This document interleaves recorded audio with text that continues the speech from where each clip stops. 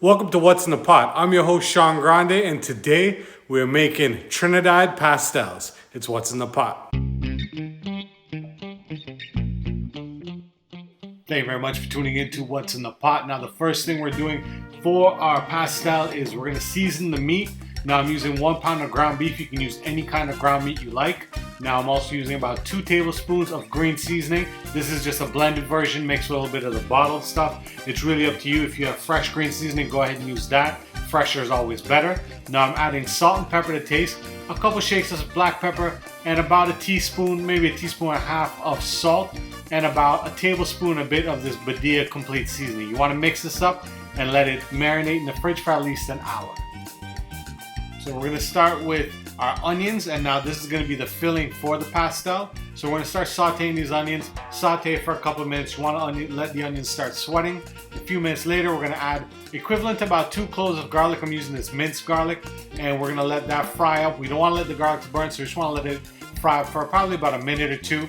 Then we're going to go ahead and add some hot peppers. I'm using Scotch bonnet peppers. If you don't have Scotch bonnets, use habaneros. If you don't have habaneros, use jalapenos. Remember, the Scotch bonnet is optional.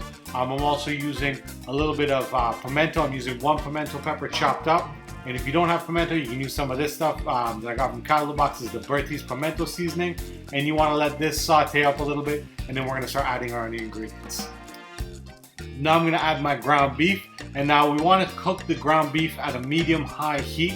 So once you add your beef in, or your ground chicken, or your ground pork, whatever you were using, go ahead and cook that on a medium-high heat and let that cook. We don't want too much water. You can see there's a little bit of water left. This is about after maybe 10 minutes. I'm adding some green onions, equivalent to about 1 stalk of green onions, and we're going to let that saute and cook thoroughly through until all the pink is gone. I'm going to add this culantro and annatto seasoning, which is uku, what we call it in Trinidad. Now, some people add that in when they're making their pastel. What it is, it gives it that nice red flavor, and the culantro obviously is that shadow benny flavor. So it just adds a nice little color to the dish, and a little bit of salt. So if you're adding this, don't put too much salt at the beginning.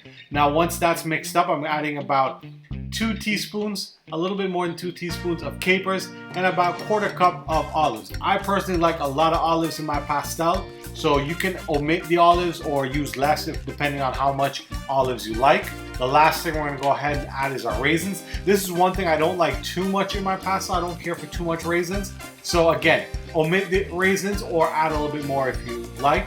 I'm also adding about a tablespoon of ketchup. It gives it that nice red flavor, gives it also a nice added flavor to the dish, and we're gonna let that saute up, and that's pretty much it for our filling for our pastel. We want to make sure we let this cool, and you can see here all the liquid is dried up. The main thing is we don't want it too runny. We just want it nice and dry, but not too dry because we want to have that flavor in the pastel. Now, to make the dough, I'm using 2.5 cups of corn flour, 2 tablespoons of melted butter or softened butter, and 2.5 cups of warm water. And make sure you want to use corn flour, not cornmeal.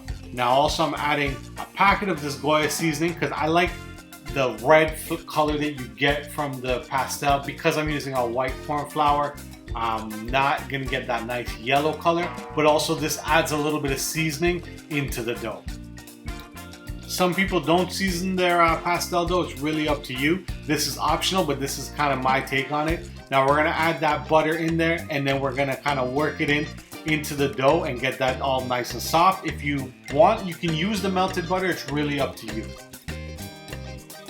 Now I'm gonna add my water. Now you can add all the water at once. It's really your choice. I like to add it in and mix it in just in case I maybe over poured a little bit too much water, but that corn flour will absorb all the dough. Mix it in until it's nice and smooth, and then we're ready to make our pastels.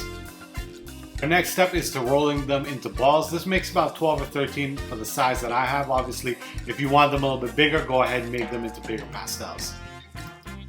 So before we start filling, I just want to let you know that this is the banana leaf that I'm using. I ran it under some heat. I put it on top of a frying pan. You can also use an open flame because you want to make it pliable. I'm not using a pastel press. You can if you have a pastel or tortilla press. I'm just flattening it out by hand. You just want to flatten it out nice and even, not too thin, not too thick. I put some oil on the banana leaf because see, now when we fold it over, the pastel does not stick to the banana leaf. So once we fold it over on both sides and on the ends, we're we're gonna go ahead and wrap this up, and then I'm also gonna show you how we add the foil to it before we put it to boil.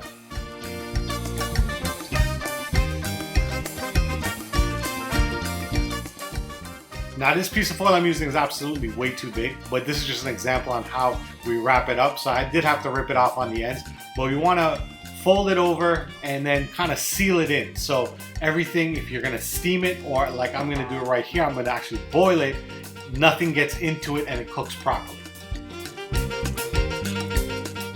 So I boiled it for about 10 to 12 minutes. I had about 13 of them in that pot. I didn't make them too huge, but it's really up to you on the size of the pastel you want to make.